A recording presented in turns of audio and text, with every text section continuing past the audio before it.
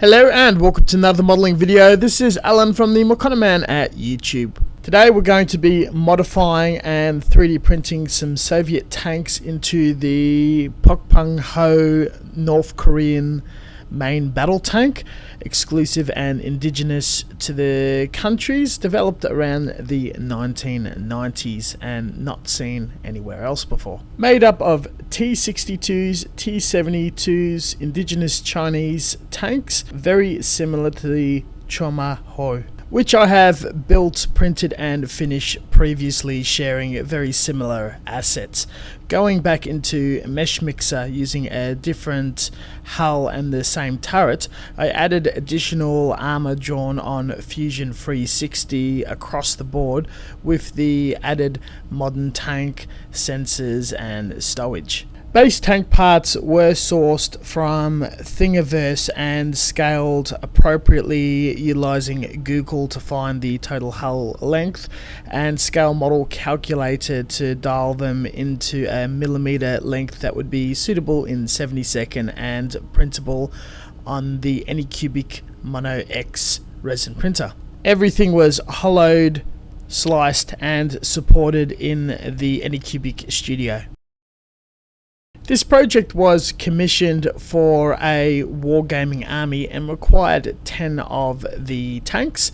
I utilized the large 3D printer bed to print 2 at a time and produced a total of 20 models, both types, within a week of casual printing. Resin is volatile and dangerous. Using a ventilated area and wearing gloves, I spatulated the model into a container and did my usual routine of soaking in 2 rounds of alcohol to clean excess resin, drying and curing outside using natural UV light.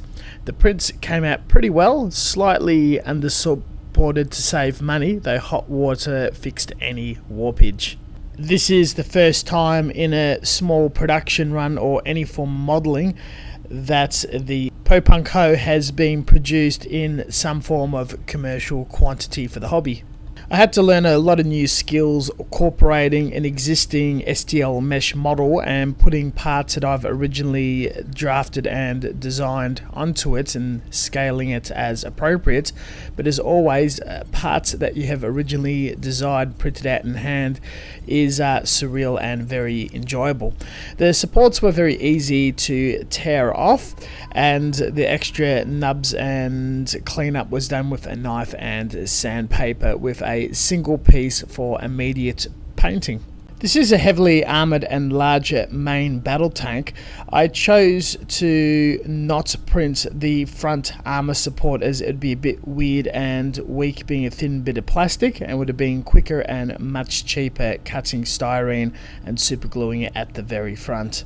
Wargaming models are normally sold or made as single pieces for quick paint up and deployment.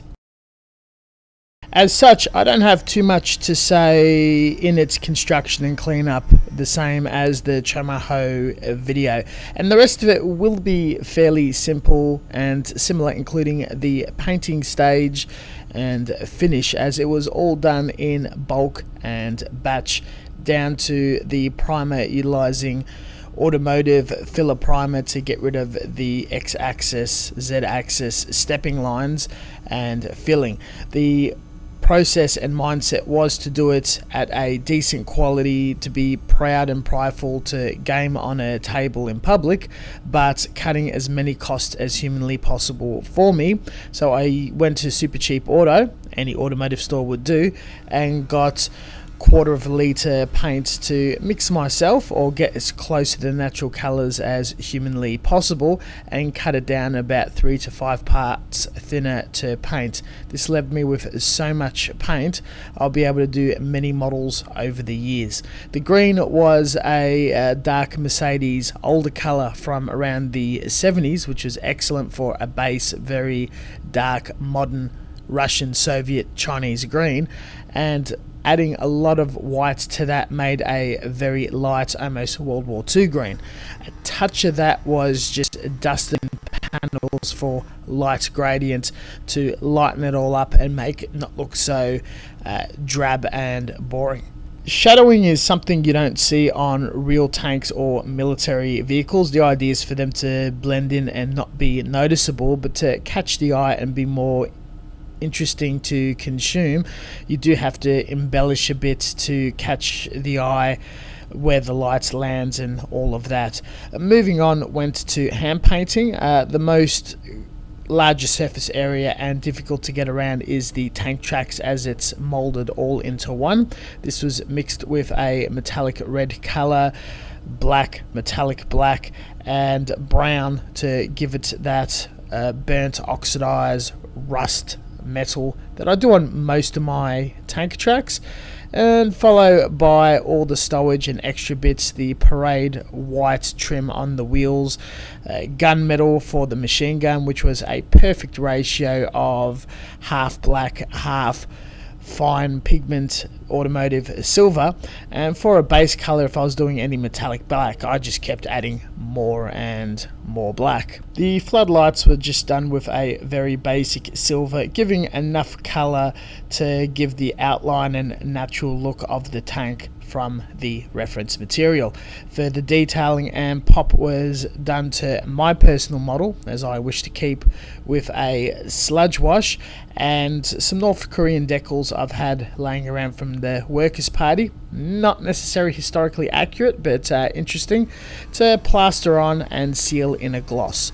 Going back to the rest of the armament force, everything got a final top coat of flat clear to dull the gloss left behind in the automotive color. To use as little product as humanly possible for maximum effect, I very gently dusted on from a far distance to frost up and land on the surface orange peeled.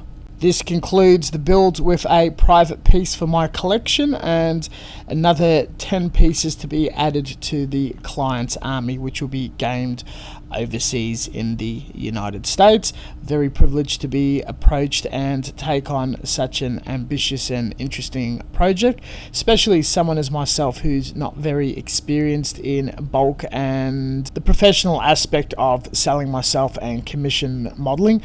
Being a commission artist or modeler is very, very hard. You have to be extremely disciplined and constantly working to cut as much product time and everything down. It is a fairly expensive hobby, and a lot of the mediums is highly priced, including sourcing the models or the time required to print, scratch build, cast and whatnot. Every modeler has their own way of producing as many models as possible, but it's generally sometimes undervalued with the range of die cast toys and cheaper, more affordable toy tanks and pieces that are available across the internet, AliExpress and whatnot.